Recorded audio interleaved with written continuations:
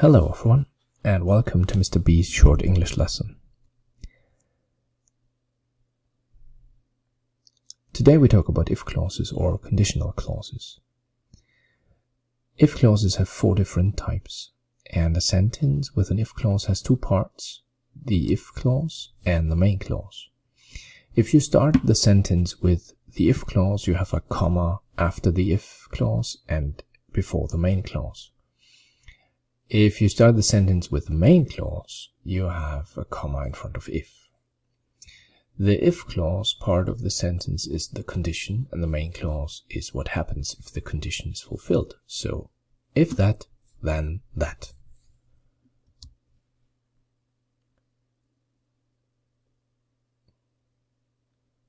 The question is, which type do you use? And that depends on how likely it is that the condition is fulfilled. So let's have a look at the 4 different types. We start with type 0.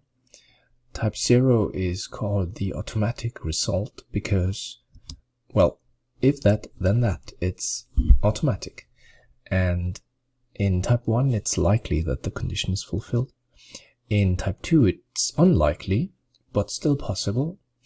And in type 3, it's impossible that the condition is fulfilled. It cannot be fulfilled anymore. Let's look at type 0 a little bit closer. So as I said, this is the automatic result. You use it for like natural laws, like mathematics. So if you add 2 and 2, you get 4. Or you get green if you mix blue and yellow.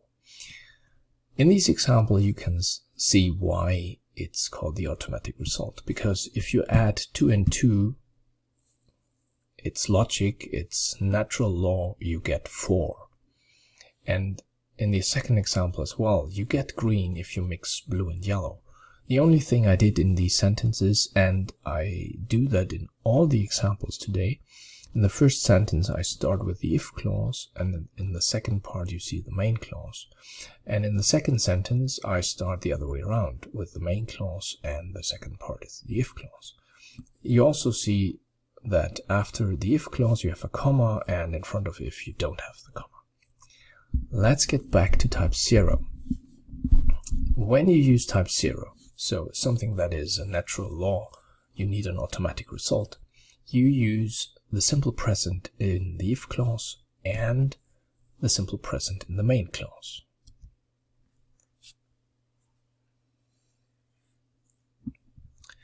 Type 1, it is likely that the condition is fulfilled.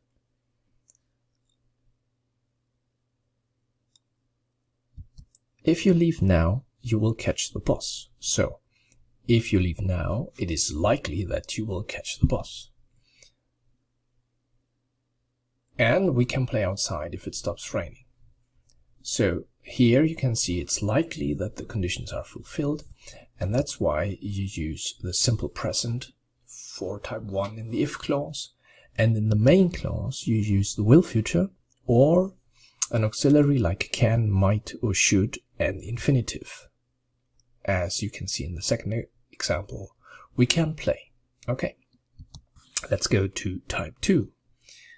In type 2, it's unlikely that the condition is fulfilled, but it is possible. Let's look at the examples. If I won the lottery, I would buy a villa. We all know that it's very, very unlikely that someone or that I win the lottery, so I have to use type 2. I have to use simple past in the if clause part, and would and the infinitive in the main clause part. Or I could also, as you can see in the second example, we could travel the world if we had the money, which means that it's unlikely that we can travel the world, but because we don't have enough money, but maybe we will have some time and we can do it then. We use could and travel, and again in the if clause we use the simple past. So for type 2, in the if clause, simple past, and in the main clause, would, could, or might, and the infinitive. There is one thing in type 2 you have to pay attention to. Because in this sentence, if I were you, I would do the job. You give advice. You tell someone what you would do if you were him. And it's the same. You use the simple past in the if clause and would, could, might, and the infinitive in the main clause. But if you take a closer look, with I and the simple past, you would usually use I was and not I were. So this is the only time when you say I were, when it's in an if clause and when you give advice, and when you tell someone, if I were you, I would do that and that. So please remember, in an if clause, if you give advice, if I were you, it's always were and not was.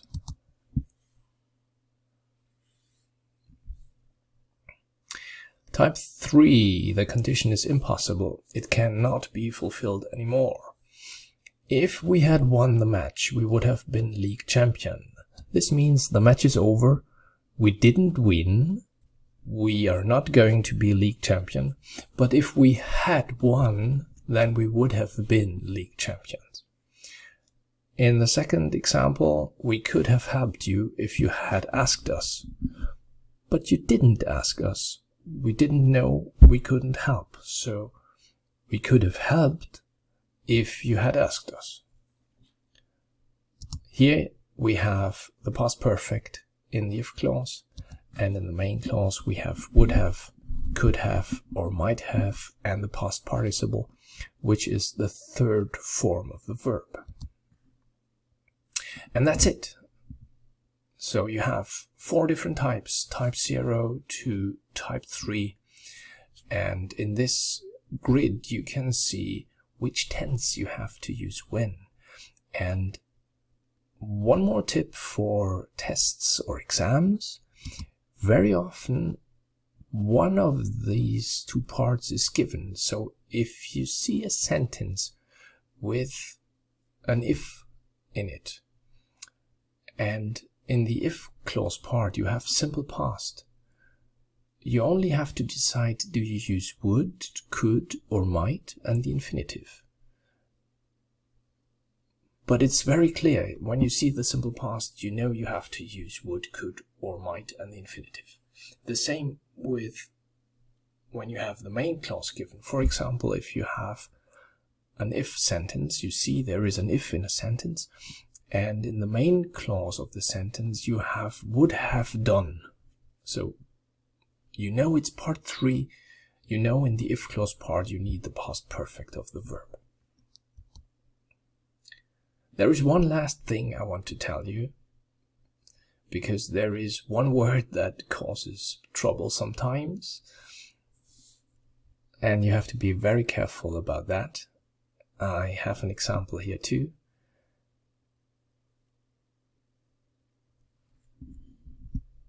And that is, I will go home if you don't play my song. There's nothing special about this one, but about the next one, I will go home unless you play my song. And here you can see that unless means if not. So sometimes there is an if sentence with unless, and when you spot unless, you have to know this is if not, and it's an if sentence.